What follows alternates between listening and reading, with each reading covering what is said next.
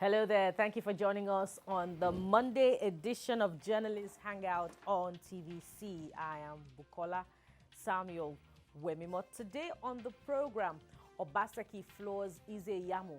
Thanks President Muhammadu Buhari, describes him as a defender of democracy. And later on the show, Yaga Africa, civil society organization, hails INEC, describes poll as credible. I will be hanging out with Babajide Kolade Otitoju, while Gani Kayode Balogun will join us via Skype. Journalists Hangout starts now. Indeed, it has been a calm atmosphere after the storm that gathered in the run-up to the governorship election in Edo State.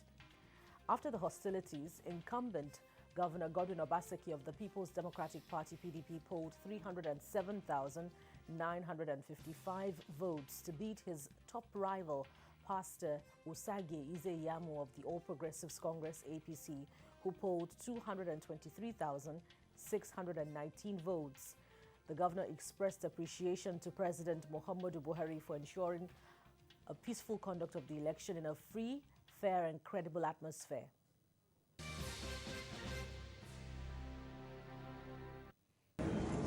Thank you, President Muhammadu Buhari, for defending our democracy and allowing the Independent Electoral Commission, INEC, and the security services to perform their constitutional functions without interference.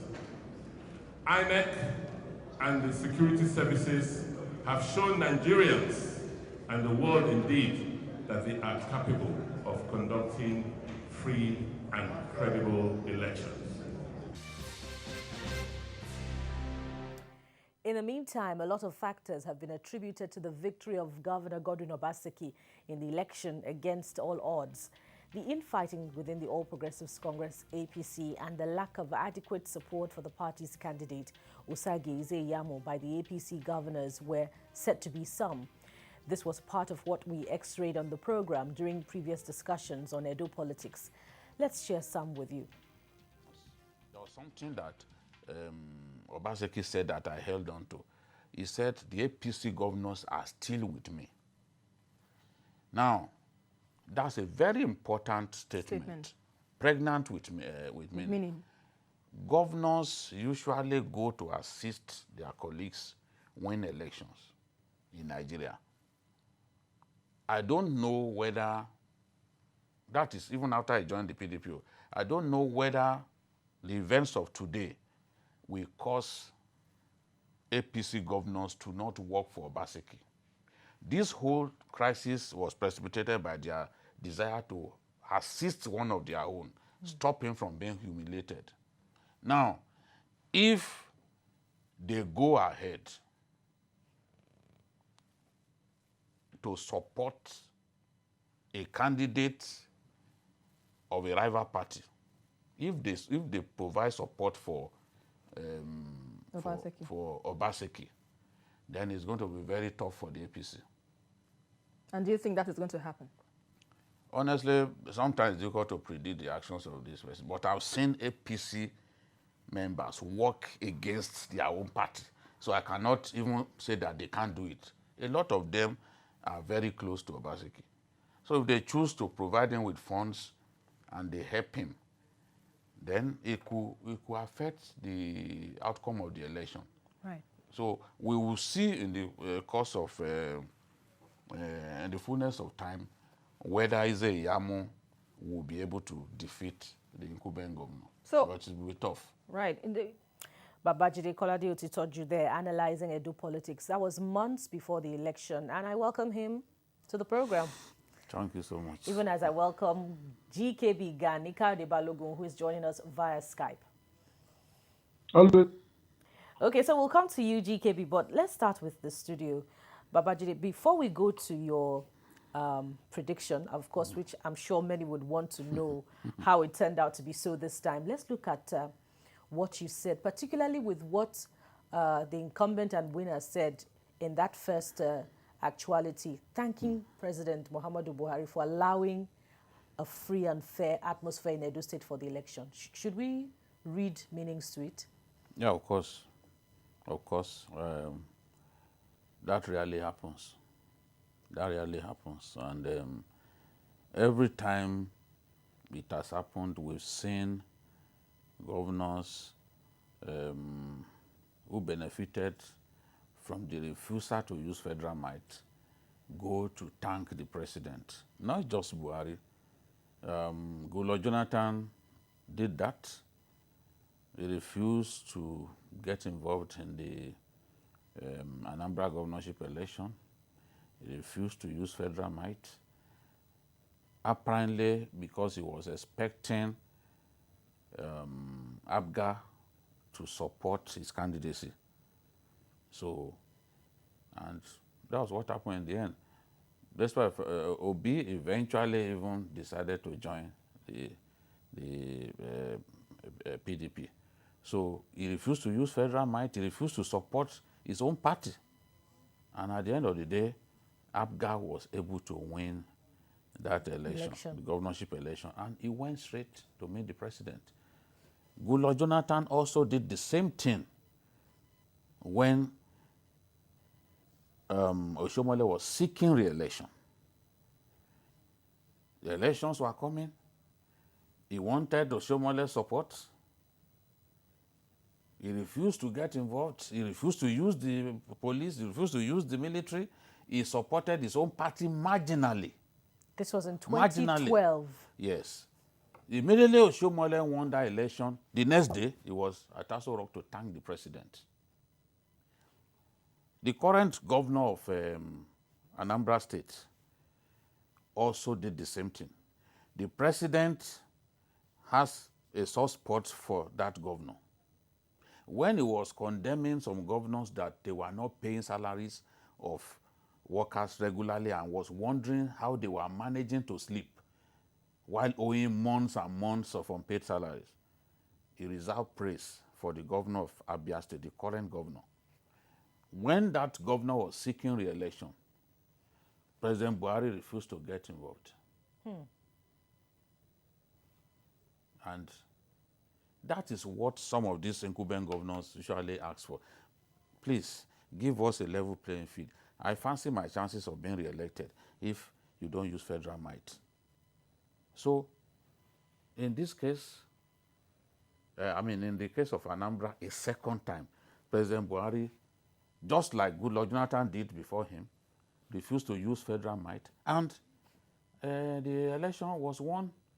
In fact, I remember the president had to scold the then IG, who appeared like somebody who wanted to harass the governor.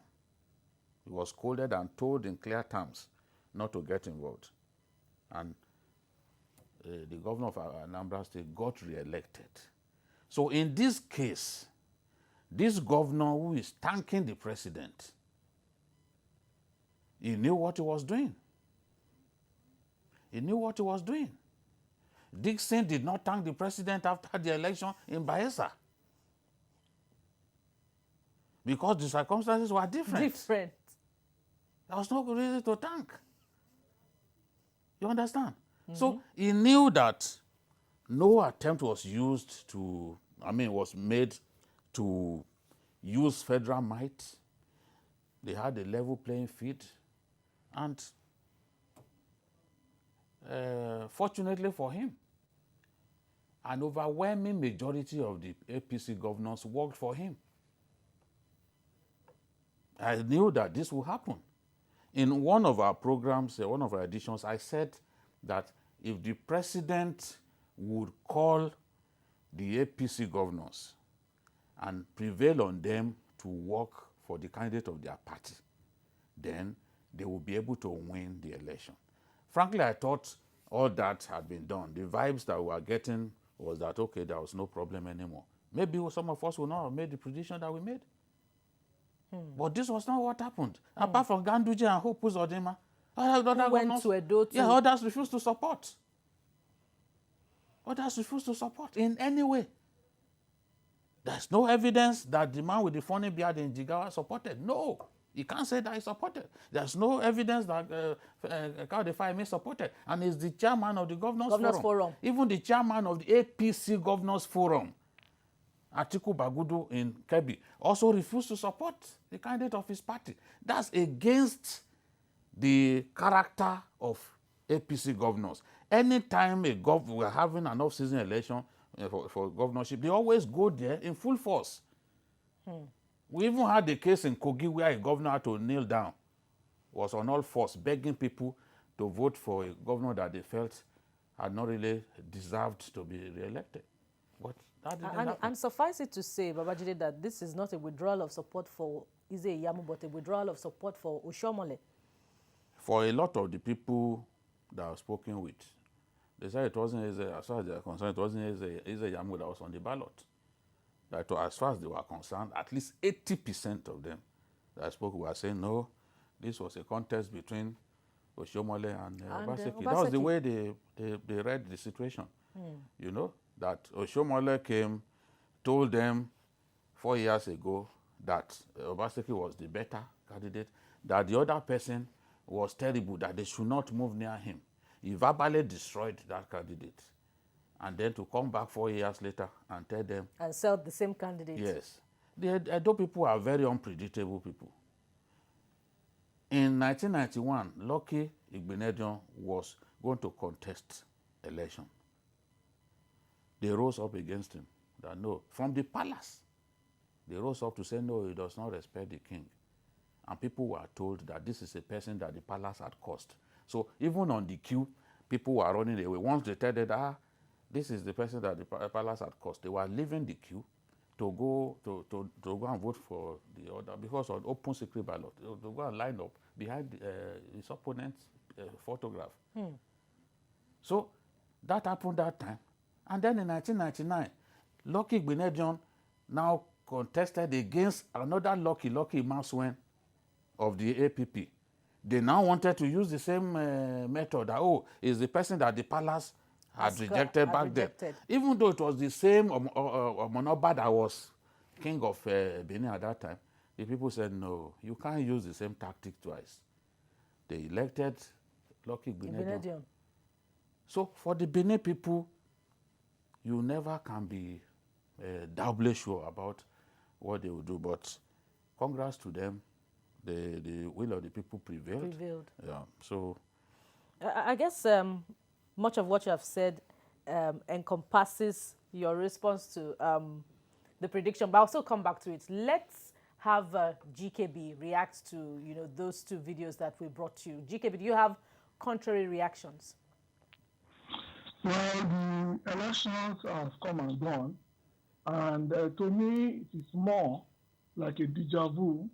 If you remember quite correctly, 8 years ago to the day, the same scenario played out between Oshiomhole and the then President Jonathan, where it's the same playbook of crying that they are going to lock him up, they are not going to allow him to win, and then at the end of the day, President Jonathan did not intervene, and so the election went. So to me, it's more like a deja vu 8 years later. In the case of the governors, I think we've known this since 2003, that we've created a new set of rulers that are called the governotocracy.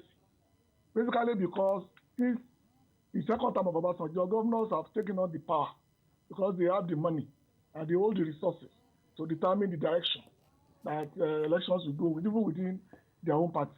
Remember that in 2007, the same thing applied, that all those who wanted to contest, Peter Odili, Umaru Yar'Adua, all of them were governors.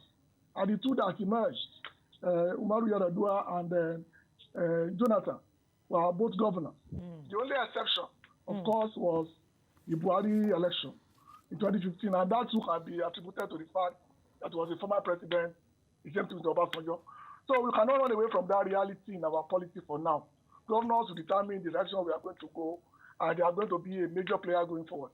There's nothing you can do in the short term, because it shows that with the, like Ide will say, with the war chest that they have, it's going to be very difficult to dislodge them from determining the future of our state and our country. And that, to me, is what I'm afraid of. Interesting. Babajide, so now let's go to your prediction. You have pretty much answered it, but if you would like to add to it. Yeah, the truth is, I've received a lot of stick on social media. Understandably. Yes. When you get your predictions right, many people behave like it didn't happen. I've made at least 31 accurate predictions. On the program? Yes, and the last prediction I made on this show before this one was the Champions League final. I predicted that Bayern Munich will win. And Bayern Munich won narrowly, just 1-0. Somebody said, now I have 2 failed predictions back to back. He probably didn't know that I predicted that Bayern Munich will win. And there were others. Akwa Ibom, I predicted that PDP will win, despite the fact that Akpabio had told the president at the rally that everybody in Akwa Ibom has now become APC. I predicted that it was PDP that will win. I predicted that APC will win in Sokoto. Many people didn't believe that Tambua will be re-elected. He won the election narrowly. There was a rerun. We had this very small margin. I still predicted that he would win the rerun. PDP, I must have predicted more than 12, made about 12 predictions favoring the PDP. But I now hear that, oh, it is what Bodilon wants that he predicts about. He does not, he's an APC journalist. Oh, he does not predict anything that favors. That's not true. You predicted about Atiku Abubakar in Adamawa. I predicted that he will win the primaries of the APC. After I returned from a trip to some of the southwest states, I said Atiku Abubakar will win the primaries of the PDP.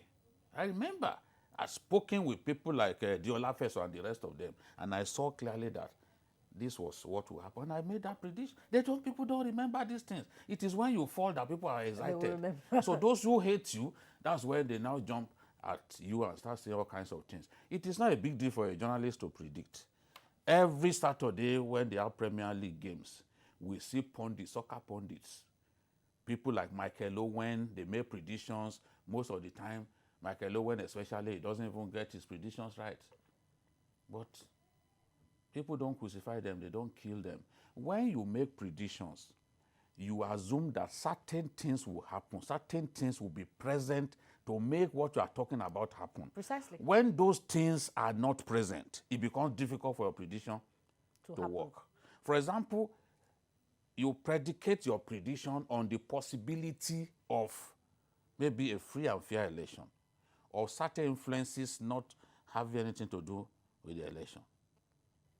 But if they were breaking people's heads, and I wasn't expecting that would happen, how would the prediction work? So it's not a case of, oh, he likes the APC, this and that. I predicted that APC would not win a free and fair election in Bauchi State. They will not win a free and fair election in Adamawa State for the governorship. Everything is on YouTube, on this program.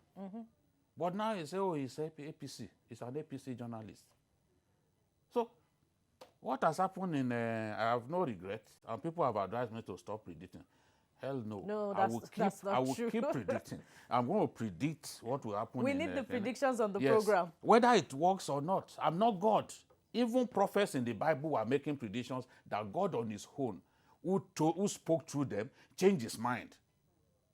Because when you pray, you can cause God to change his mind. After all, it's recorded in the Bible. When you praise God exceedingly, he can change his mind. It's recorded in the Bible that the only time God shook on his throne was in response to praise. So, we are not God.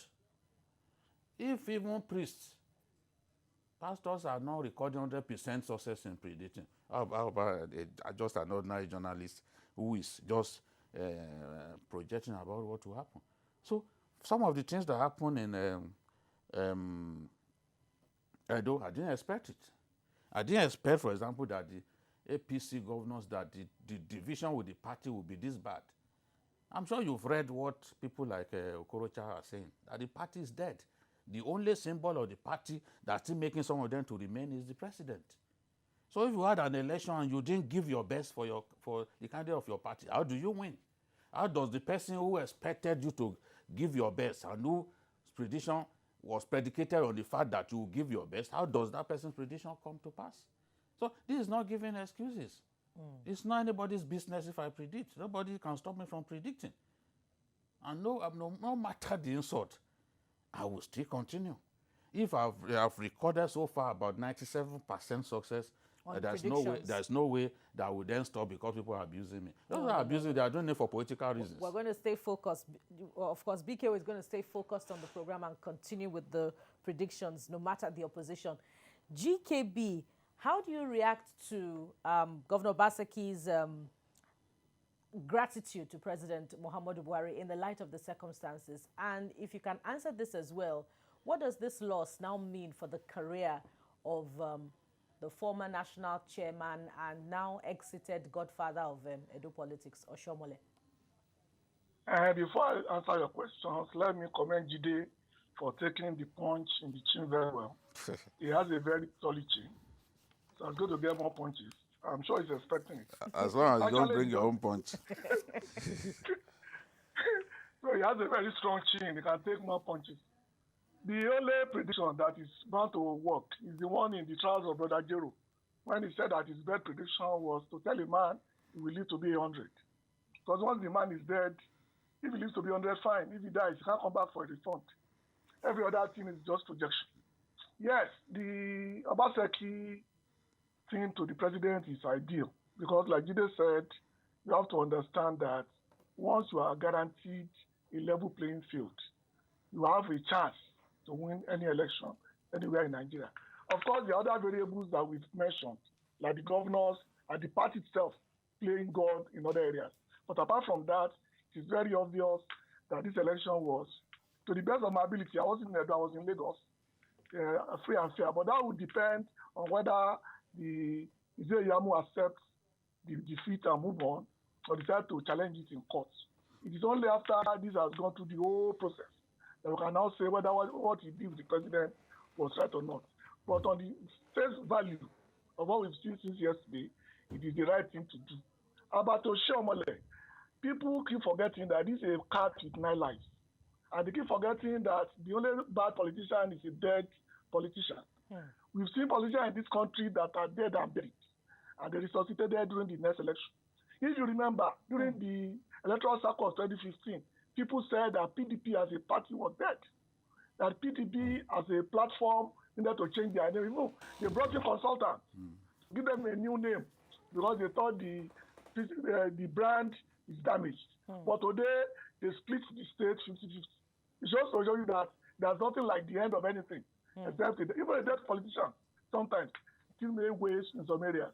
Like what nearly happened in Kogi with the WADA election and the late Audu team in Kogi before Asiwaju came in and brought Falike back online.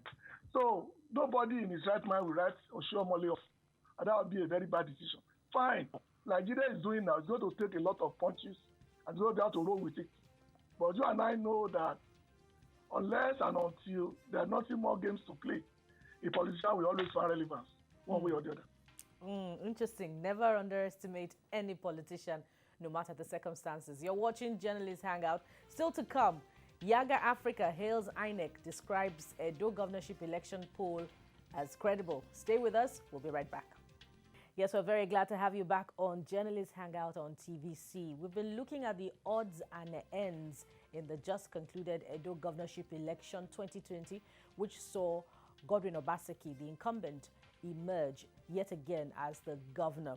So we're going ahead now to look at some of the other factors, particularly the voting pattern in the election.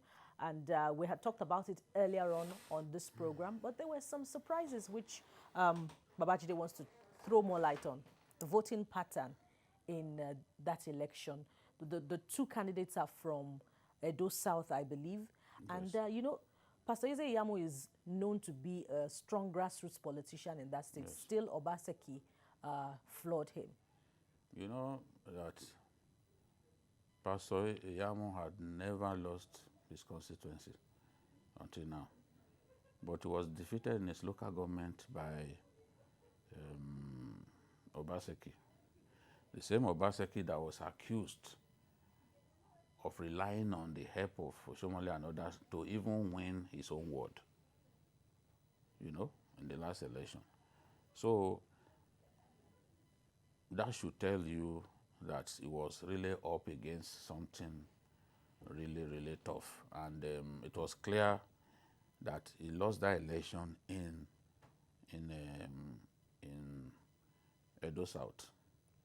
Yes, I expected the PDP to win Edo Central. I said that on the program that they will win Edo Central. That's where the late Nene comes from. They've always been strong there. And the Insha people had been told that if they voted for Obaseki, they stand a good chance of having power go to their zone. Okay. Because they were yet to produce A governor. the governor. Now, the argument was, look, if you decided to vote for a new man, he's a Yamu, he will need 8 years. He want to do 8 years and all that. So it worked. And in that zone, many people were already convinced that PDP was the party to vote for. So I was not surprised that they won in that area. Even APC members would tell you that, look, Ekpoma, for example, the university town, was a no-go area for them, that they could not win an election there. So that was clear. But I expected Izeyamu to perform better in his own senatorial zone and make the contest in that place a lot closer, because that's where you have about 50% of the votes. So if you do not do well there, how do you then win the election? It did well in some parts of Edo Central because the voting was close in some of those places. But the performance in Edo South was not what I expected. And even if I expected them to be defeated there, not to the point of losing his local government. So that sends a clear message that, look, the people made up their minds that whatever happens, they were going to vote for Obaseki. And that was very clear, even in the senatorial zone, that the candidate of the APC came from. And then, of course, the support, the ground well of support that he had from even APC governors. He boasted that APC governors were still with him. And we can see that even in this election, it reflected, because they refused to support their own candidate. So it's what I expected, a much better performance, frankly. From yes, in Edo South. Well, along with you. Yes, go ahead. You have same thoughts on voting pattern. I thought that he was going, because I framed this election basically as a fight between the Benin and the rest of Edo State. Because Benin, metropolis, and that particular senatorial district has about 50% of the voting population of the entire Edo State. So I know it's going to be a very big battle to overcome that. But luckily, both of them are Benin, and I thought they were able to split the vote. While Obaseki will take the south, he should be able to take the north. But that's not the case, because it seems that whatever he professes as a grassroots man did not come out in this election. Because the areas to assume what they say in the kind of result that come out there is what they call the Noyo State. They call the Ogbomoso factor. They are in Lagos, the Alimoso factor, where there will be a particular place is guaranteed to give you X number of votes in an election. This, of course, did not happen to Zeyamu, and I think that's one of the reasons why he lost with such a wide margin. Because you have to understand that politics is about numbers. It's not about stories. It's about knowing what you are bringing to the table, and then the other people, other governors will now come in and support you. Because this would have been a better analysis if the difference has been about 100,000 or 60,000. Then we can say, okay, if the neighboring governors came in, maybe they could have made a difference. But the margin of defeat is so wide, and it makes it difficult to see what the candidate itself brought to the table, instead of relying on other people to do the job for him. That, to me, is the lesson to take away from this. It's not peculiar to Edo. Most people that have lost gubernatorial elections at that level are people who don't have any base to hold on to. Like the examples I gave earlier. You must have a place that the opponent must be afraid of, that this place must break, this place must cause trouble because it's base. But the result I'm looking at now showed a broad spectrum of people who did not believe either in the candidacy of Zeyamu the man himself. Okay, we'll talk But more about that. the one in Oshomole's, Edo North, Edo area. North. Oshomole has consistently retained his senatorial zone. So, and this time around, Yeah. despite the presence of Philip Shaibu that many people thought would make them to lose that place, Oshomole carried the day, you know. Okay, so we have Sule Yao on the phone. Hello, Sule. Hello, good evening. How are you? Very well, thank you. Go ahead with your contribution. You see, predictions are made based on conditions. If A, B, C happened, I expect so to happen. With Babajide's prediction, so many things got missing along the line. For instance, we know in every state that APC is having an election, either the president or the vice president normally attend the grand Finale. rally. And with all the governors in attendance, we have not seen that with the Edo. Yeah. That did not happen in Edo State. So some of the factors Babajide based his prediction on were missing or were not obtainable. So therefore, certainly his prediction will be faulted.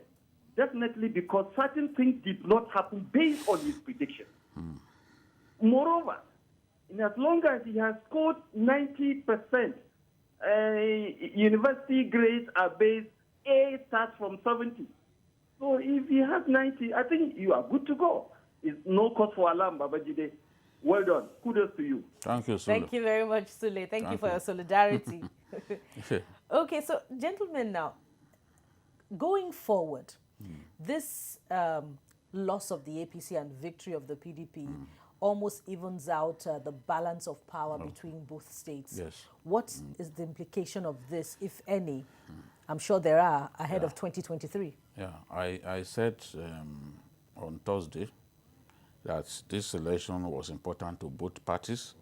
That I had never seen any election where the PDP especially showed a tremendous determination to keep a state the way they've done with this. You can see many of them, many of their governors were there, everybody, even Saraki and Co who were outside the country, you know, they showed so much interest in this election. They wanted to keep that state, they wanted to keep that state, having taken it by default based on the defection of the governor. They wanted to retain it so that they can have the whole of the South-South to the PDP.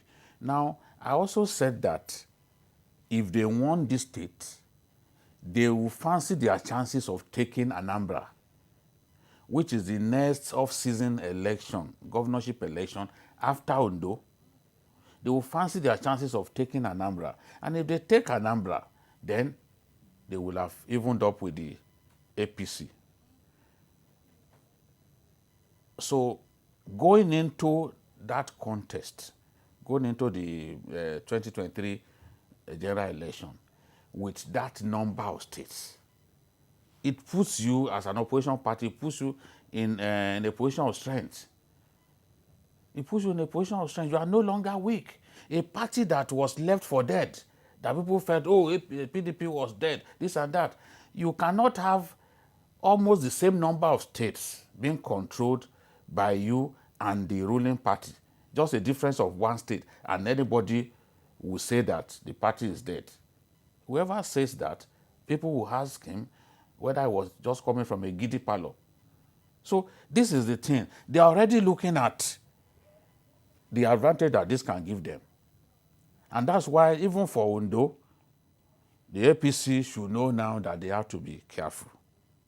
Because if the PDP takes Ondo, then the big battle will be Anambra. PDP is capable of winning Anambra State because they've always done well. Anambra is more or less like what was it called to them? Or more or less like Edo to them. Presidential election, they will win in Edo. It's PDP that always wins. The last one, they won with 54% of the votes. They always defeat APC in the presidential election. The same thing in Anambra. PDP always wins the presidential election in Anambra. So that should tell you that they are strong in that state. And they always do well, even the National Assembly elections, they always do well there. In fact, APC is literally non-existent in that state. In Anambra? Yes, you can see the joke that Faleke cracked against Ngige, asking Ngige how many votes he scored in his ward. You know, so that's to tell you that they are not strong in that area. So they are positioning themselves already for the 2023 election. If they win Anambra after winning Ondo, it then means that they have more states than the APC. So, which is precarious. Yes, it's a dangerous situation that they found themselves. But unfortunately, the people in the APC, they are pulling in different directions. The greedy power mongers in the party, they are bent on destroying themselves and bringing the party down even before the next major election. You can see, look at what Okorocha was saying. He said, there's no more APC. What's left is simply respect for Buhari. The party has abandoned progressive and democratic ideals. The founding fathers are relegated to the background and people are coming with different interests, making us play the same kind of politics that PDP played. I don't think there's anything like APC because people are getting fed up. This is the situation. When you willfully work against your own party, you do not deserve to be in that party anymore. And it keeps happening. It keeps happening. There's no major election that you don't see APC members working against their own party, willfully giving money to the opposition to defeat their own party.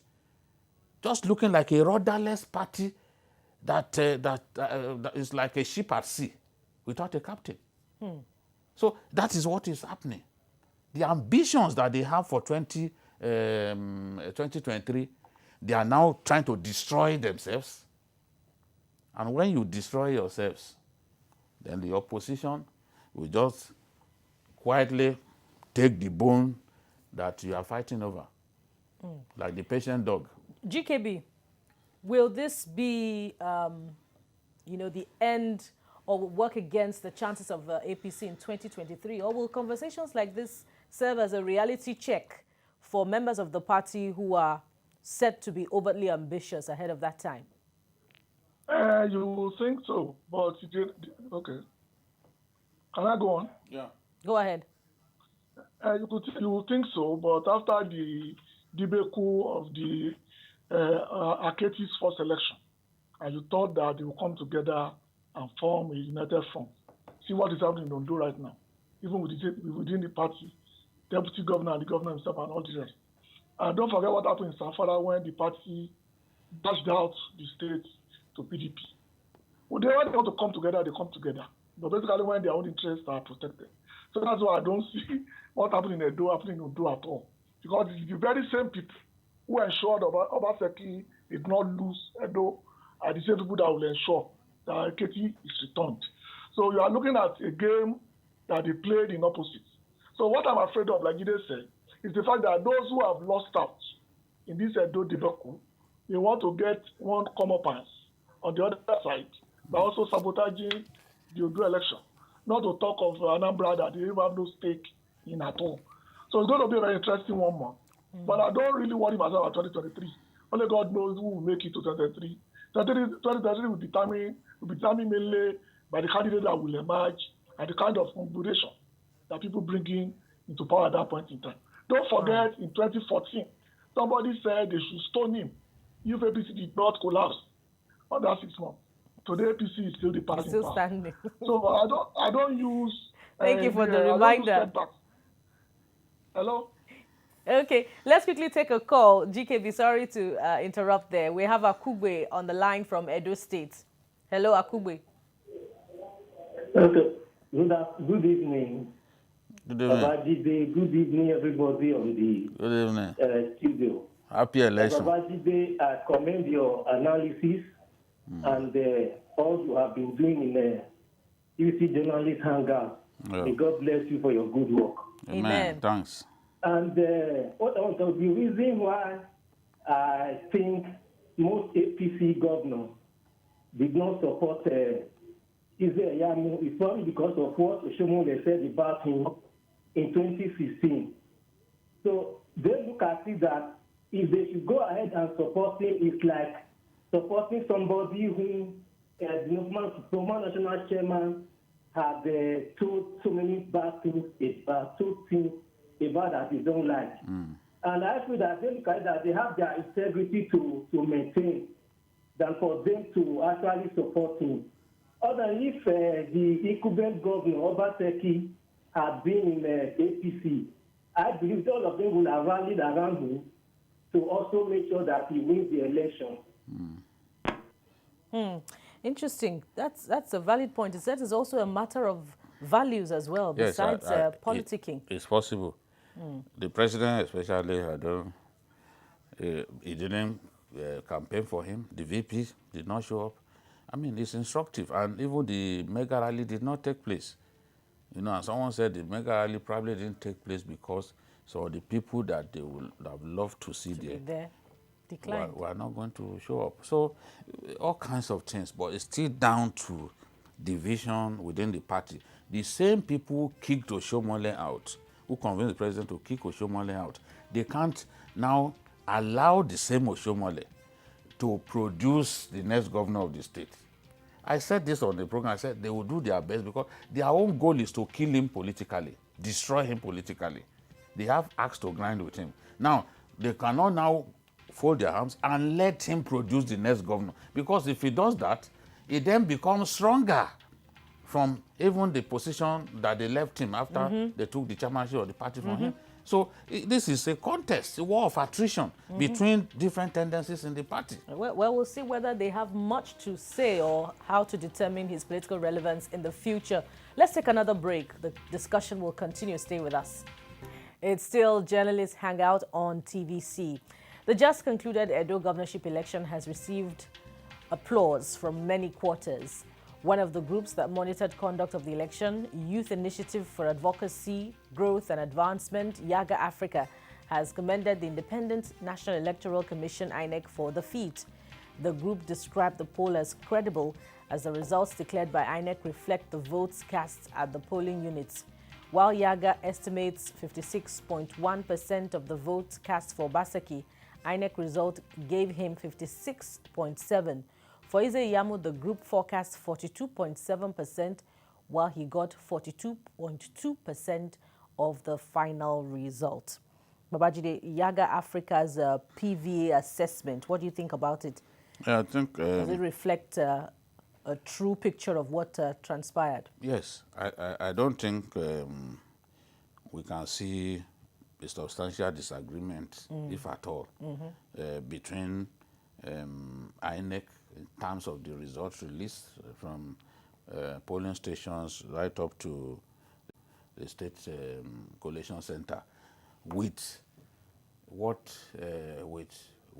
Yaga has in his record. So it's a plus to INEC that he did his best to make this election so credible by even uploading results on his portal. That was a way of giving people assurance that, look, this election is going to be free and fair.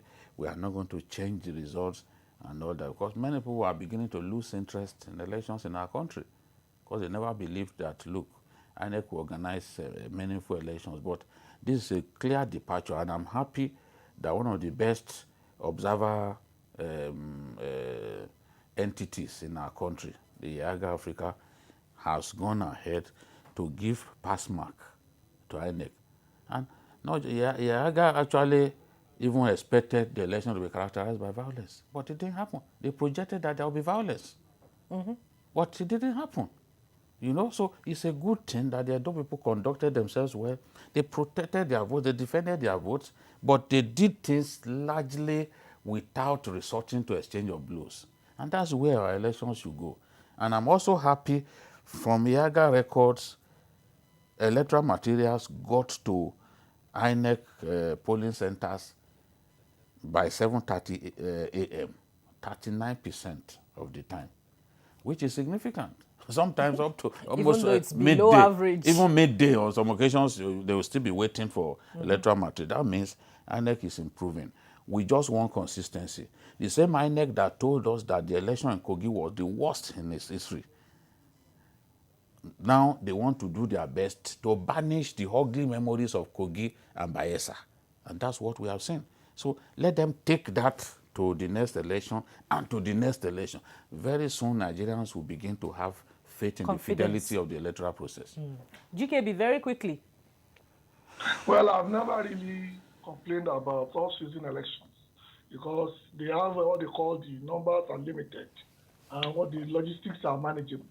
I'm more worried about when we get to national elections, when all the states are now in play, or at least like 30 states are in play, and then we run into problem of logistics.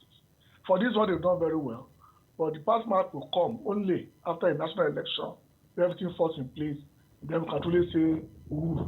But for now, I've never been disappointed in the off-season elections they've conducted so far, and I'm proud of what they've achieved this time. And that's a pass mark. So Edo election is done and dusted. All eyes will now be on Ondo State come next week. That's all we have for you on Journalists Hangout. We thank you for watching. Join us again tomorrow for another edition of the program. You can watch the repeat broadcast tonight at 11, and you can also watch Journalists Hangout on other platforms showing on your screen, on YouTube and on youtube.com/TVC News Nigeria. Our feedback channel is Journalists Hangout at tvcnews.tv. I thank you very much to I thank our guests very much and our callers, Ganika Balogun and Babajide Kolade Otitoju. I am Bukola Samuel Wemimo. Bye for now.